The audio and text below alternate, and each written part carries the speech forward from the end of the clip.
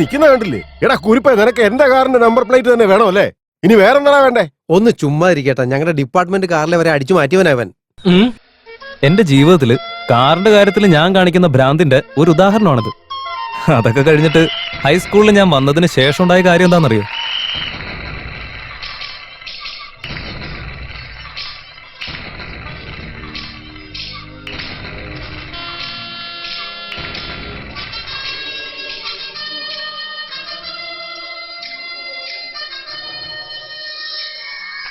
This is my എതിരാളികൾ. ഞാൻ കാരണം ഈ പാവങ്ങളെ കുറച്ച് ബുദ്ധിമുട്ടുന്നുണ്ട്. മച്ചാനെ ശിവലിംഗം, ഓട്ട മത്സരത്തിന് കിട്ടിയ ബാഗല്ലേടാ ഇത്? അതേടാ. പ്രൈസ് കിട്ടിയ ഉടനെ നീ കാറിന്റെ പടം പ്രിന്റ് ചെയ്തോ? ഇല്ലടാ, എന്റെ അച്ഛന്റെ കൈ കൊണ്ട് ഞാൻ തയ്ച്ചു കൊണ്ടുവന്നതല്ലേ. ഒന്ന് വെയിറ്റേ.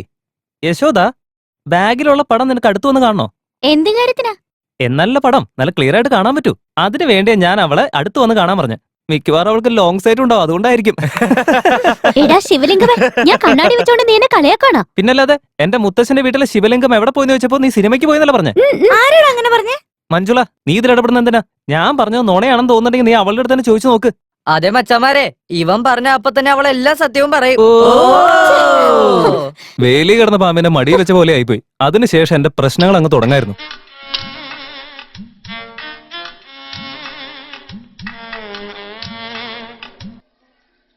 ഓ, എന്തു പറ്റി മുത്തേ? ഒറ്റയ്ക്ക് നിക്കാ? പേരൊക്കെ വേണോ? നിന്റെ മുഖം ഞാൻ അടിച്ചു പൊളിക്കും. പോടാ അവിടുന്ന്. ഒരു പേരൊക്കെ കൊടുക്കാന്ന് പറഞ്ഞപ്പോ അവളുടെ അഹങ്കാരം കണ്ടില്ലേ? എടാ ഞാനും ഉണ്ടോ? എന്താടി? അവനാ ഗ്രൗണ്ടിൽ കളിച്ചോണ്ട് നിപ്പുണ്ട്. ഞാൻ നോക്കിക്കോളാം. എടി എടി വേണ്ടടി, ആരെങ്കിലും കണ്ടുകഴിഞ്ഞാൽ അത് പ്രശ്നമാണ്. വെറുതെ ഇരിക്കട്ടെ. അവൻ എന്നെ പൊട്ട കണ്ണാടിന്ന് വിളിച്ച് കളിയൊക്കെ കൊണ്ടിരിക്കുക. കാണിച്ചു കൊടുക്കുന്നുണ്ട്.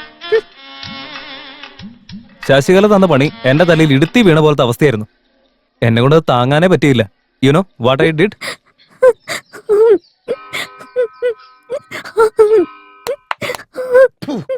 എന്തിനീ തുപ്പുന്നേ? ഒരു രസത്തിനാ. അത് ഈ ടേബിളിൽ എടുത്ത് വെക്കടാ. വെക്കടാ. ഒന്ന് വെറുതെ ഇരിക്ക്.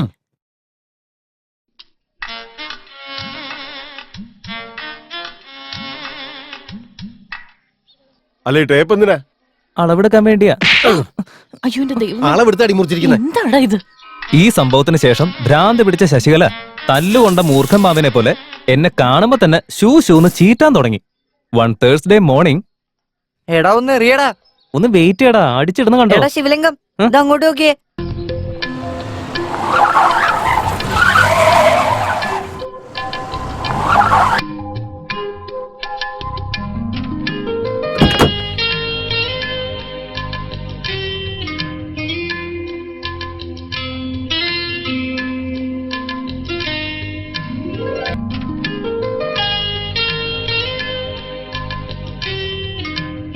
ശശികലയുടെ കാറ് കണ്ടതിന് ശേഷം ഞാൻ ഓൺ ദ സ്പോട്ടിൽ അങ്ങ് വീണുപോയി. ആ ഫോട്ടോ എടുത്തതിന്റെ നെക്സ്റ്റ് ഡേ തന്നെ അച്ഛൻ എനിക്ക് പുതിയൊരു ഷർട്ട് തയ്ച്ചു തന്നു.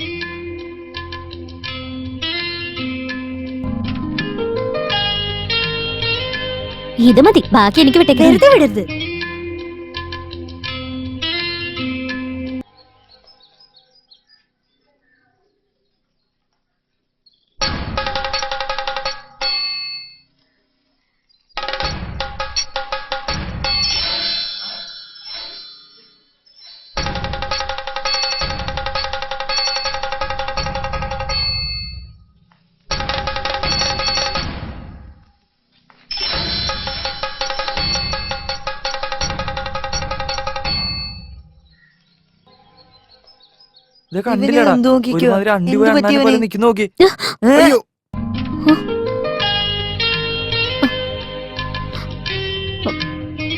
നിനക്ക് നെല്ലിക്കാന്ന് പറഞ്ഞ ഭയങ്കര ഇഷ്ടമല്ലേ, അതുകൊണ്ട് കൊണ്ടുവന്നതാ.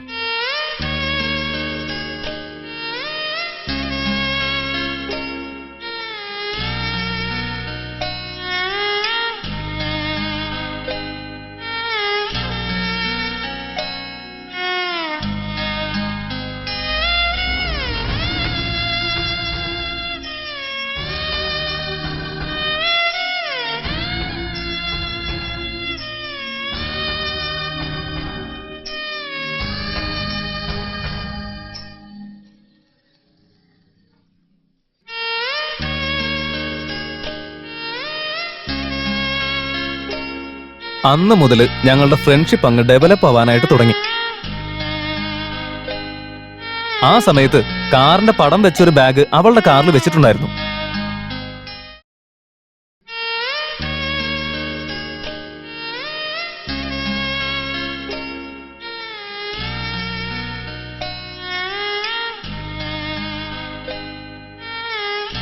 അന്ന് എനിക്ക് സർപ്രൈസ് ആയിട്ട് അവള് തന്ന ഗിഫ്റ്റിന് പകരം ഞാൻ പകരം എന്താ കൊടുത്തേന്നറിയോ?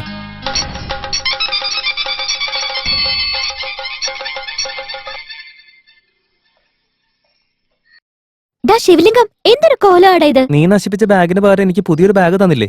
പക്ഷെ ഞാൻ നിന്റെ കട്ട് ചെയ്ത് കളഞ്ഞ മുടിക്ക് പകരം എന്താ തരാ? അതിന് തല മൊട്ടയടിച്ചു. അയ്യോ പൊട്ട, അതിനാരെങ്കിലും. അയ്യോ, ഹെഡ് മാസ്റ്റർ കണ്ടു. ശ്ശേ. അതായത് എന്റെ ഒരു മനഃശാസ്ത്രം വെച്ച് 2011 വരികയാണെങ്കിൽ ശിവലിംഗം, എന്താ സാറേ? ആ ഇൻസിഡന്റിന് ശേഷം ഞാനും ശശികലയും കുഞ്ചാക്കു ബോബനും ശാലിനിയുമായിട്ട് മാറി.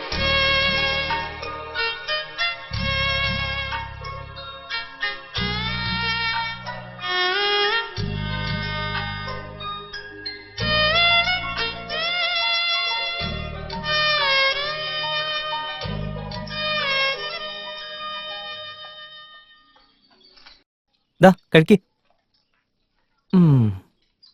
അല്ലടാ ശിവലിംഗം, നിനക്ക് ആദ്യമൊക്കെ എന്നെ കാണുന്നത് കലയായിരുന്നല്ലോ. ഇപ്പൊ പിന്നെ എങ്ങനെയാ നിന്റെ ആ ദേഷ്യമൊക്കെ മാറി ഇത്ര സ്നേഹമായത്? അത് അത് പിന്നെ എനിക്ക് മനസ്സിലായി.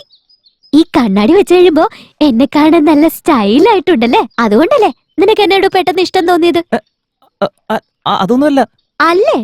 സത്യം പറഞ്ഞ നിന്നെ ഇപ്പോഴും എനിക്ക് ഇഷ്ടമല്ല. നിന്റെ അച്ഛൻ പുതിയ കാറ് വാങ്ങിച്ചില്ലേ, അതുകൊണ്ടാ നിന്റെ കൂടെ കൂട്ടുകൂടിയത് ഞാൻ.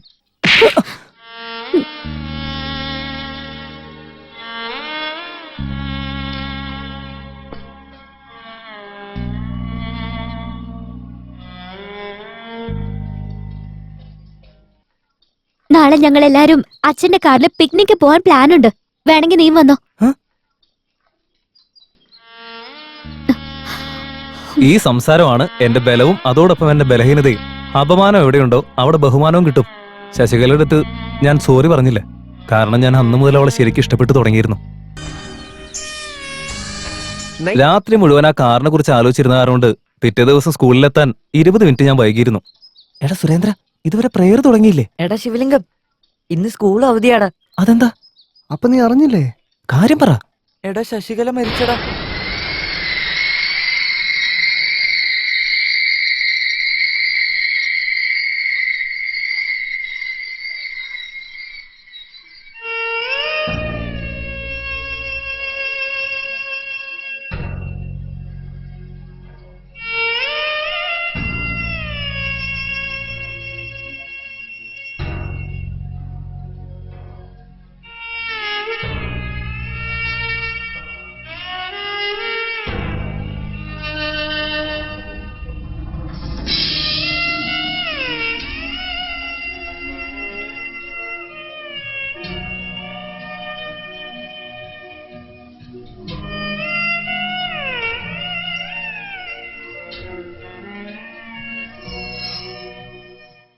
കഴിഞ്ഞ ദിവസം അവർ ഷോപ്പിങ്ങിന് പോയപ്പോ ഒരു ലോറി ഇടിച്ച് അവരുടെ കുടുംബത്തിലുള്ള എല്ലാവരും തന്നെ മരണപ്പെട്ടിരുന്നു.